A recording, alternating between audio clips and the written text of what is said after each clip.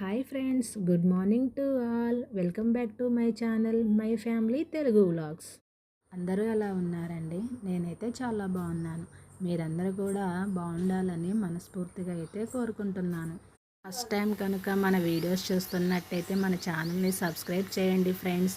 అలాగే పక్కనే ఉన్న బెల్ ఐకాన్పై ప్రెస్ చేయండి. మేము వీడియోస్ పోస్ట్ చేయగానే నోటిఫికేషన్ రూపంలో మీకైతే వచ్చేస్తాయి. ఇక ఈ వీడియోని ఇంట్రెస్ట్ ఉన్న వాళ్ళే చూడండి. ఇంట్రెస్ట్ లేకపోతే ఈ వీడియోని ఇంతటితో స్కిప్ చేసేయండి. ఇంట్రెస్ట్ ఉన్న వాళ్ళు ఈ వీడియోని పూర్తిగా చివరి వరకు చూసేయండి. వీడియో నేను మార్నింగ్ 6 నుంచి 9 వరకు చేసిన నా పనులన్నింటిని కూడా చూపిస్తాను ఫ్రెండ్స్. నేను ఈరోజు మార్నింగ్ పొద్దున్నే వంట కూడా ప్రిపేర్ చేశానండి. ఎందుకంటే ఒక మ్యారేజ్ ఉందనేసి త్వరగా వెళ్ళాలని ఇంట్లో నేను వంట కూడా చేసేసి అయితే వెళ్తున్నాను. ఇంకా టిఫిన్ కోసమని పచ్చిమిర్చి అలాగే ఒక టమాటా కట్ చేసి దీన్ని అయితే ఫ్రై చేసుకుంటున్నాను ఫ్రెండ్స్. ఈరోజు నేను వంటకి దొండకాయ కర్రీ అలాగే కాకరకాయ ఫ్రై అయితే చేస్తున్నానండి. దొండకాయలని కట్ చేసి పక్కన పెట్టేసుకున్నాను. అలాగే కాకరకాయలను కూడా కడిగి కట్ చేసి ఒక 1 అవర్ పాటు ఎండకైతే ఆరబెట్టానండి. ఆరబెడితేనే కొంచెం ఫ్రై అయినప్పుడు ముక్కలు అనేవి క్రిస్పీగా అయితే ఉంటాయి. కాకరకాయ ముక్కలు డీప్ ఫ్రై కోసం ఆయిల్ని అయితే పెట్టేసుకోవాలండి. ఆయిల్ ఫ్రై అయిన తర్వాత అన్ని ముక్కలు ఒకేసారి వేయకూడదండి. ఆయిల్లో మునిగేలాగా అంతవరకు అయితే వేసుకొని వీటన్నింటిని కూడా ఫ్రై చేసుకోవాలి. ఆల్రెడీ నేను ఈ కాకరకాయ ఫ్రైని మన ఛానల్లో అయితే పోస్ట్ చేశాను ఫ్రెండ్స్. ఒకవేళ చూడని వారు ఎవరైనా ఉంటే చూసేయండి. ఈ కాకరకాయ ఫ్రై మాత్రం సూపర్ అంటే సూపర్గా ఉంటుందండి. ఇందులో మనం వేసే ఈ కారపొడి వల్ల కాకరకాయ టేస్ట్ అయితే చాలా బాగుంటుంది. ఈ ఫ్రై చేసుకున్న కాకరకాయ ముక్కలు మనం కారపొడి చేసుకున్నాం కదండి, ఆ కారపొడిలో పూర్తిగా కలిసే వరకు కలుపుకోవాలండి. ఆ కారపొడి ఎంత బాగా ముక్కకు పడితే కర్రీ అనేది అంత టేస్టీగా అయితే ఉంటుందండి. ఇది 2-3 రోజుల వరకు నిల్వ ఉంటుంది. మనం కర్రీకి సైడ్ వేసుకొని తినడానికి చాలా బాగుంటుంది ఫ్రెండ్స్. మీరు కూడా ఒకసారి ట్రై చేయండి. ఈ కాకరకాయ ఫ్రై అనేది చాలా టేస్టీగా అయితే ఉంటుంది. ఈ కాకరకాయ ఫ్రై చేయడం అయితే అయిపోయింది ఫ్రెండ్స్. ఇది పక్కన పెట్టేసుకొని నేను దొండకాయ కర్రీ చేస్తున్నా అని చెప్పాను కదా, అందుకోసమని ఒక బాండీ అయితే పెట్టుకున్నానండి. బాండీ పెట్టేసి అందులో ఆయిల్ వేసుకోవాలి. ఒక 2 టీ స్పూన్లు ఆయిల్ వేసేసుకొని అందులో పోపు దినుసులు వేసుకొని ఫ్రై చేసుకోవాలి. అలాగే 2 రెమ్మల కరివేపాకు అలాగే ఒక చిన్న ఉల్లిపాయ కట్ చేసి ఫ్రై చేసుకోవాలి.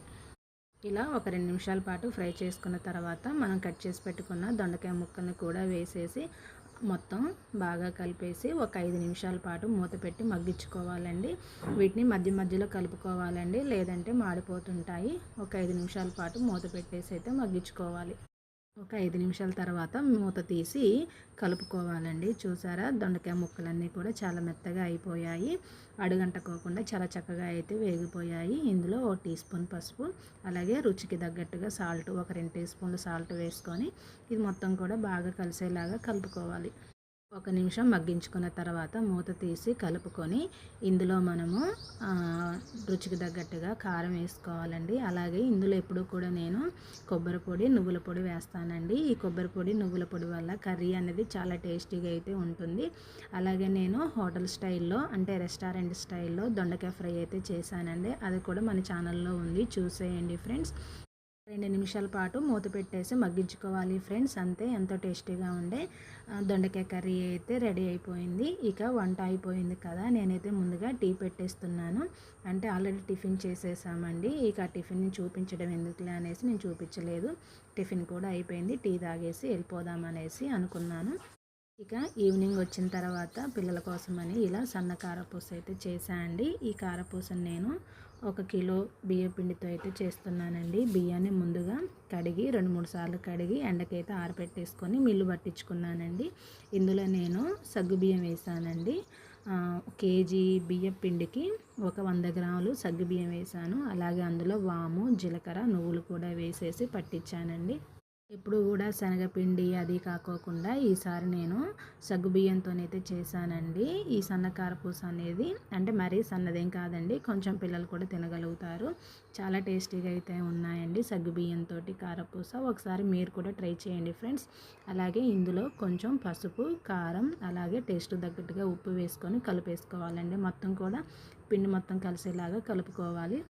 ఇక ఇది మొత్తం కలిసిన తర్వాత మనం ఇందులో కూల్ వాటర్ పోయకూడదండి. అంటే నార్మల్గా మనం తాగే వాటర్ కాకుండా వేడి చేసుకొని ఆ వాటర్ పోయాలండి. ఆ వాటర్ వేడి నీరుతో పిండి కలపడం వల్ల కారపూస అనేది చాలా క్రిస్పీగా అయితే వస్తుంది. ఈ వీడియోకి ఒక లైక్ చేసి మన ఛానల్ని సబ్స్క్రైబ్ చేయండి ఫ్రెండ్స్. మీరు చేసే ఒక చిన్న లైక్ మాకు ఎంతో సపోర్ట్గా ఉంటుంది.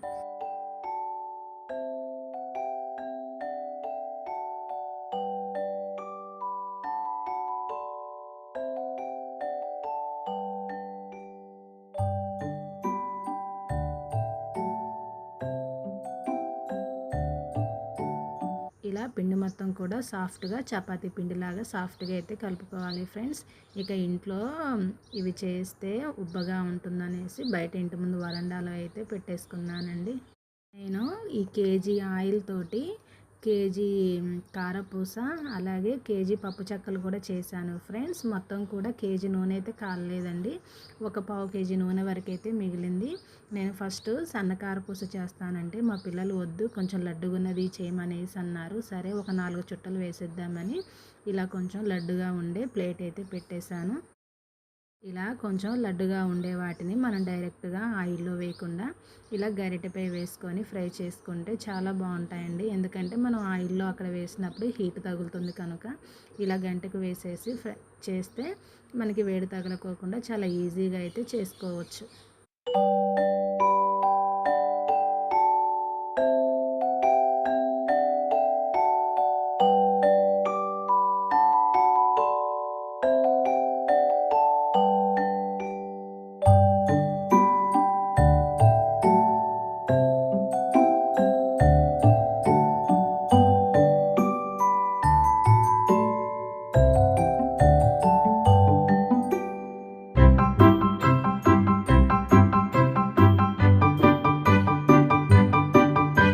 ఇక దీని తర్వాత నేను సన్నగా ఉండే చిల్లులుండే ప్లేట్ అయితే పెట్టానండి. చూసారా చాలా బాగా అయితే వచ్చాయి. పూస అయితే చాలా టేస్టీగా అయితే ఉంది ఫ్రెండ్స్. ఒకసారి మీరు కూడా ట్రై చేయండి. Boy friends.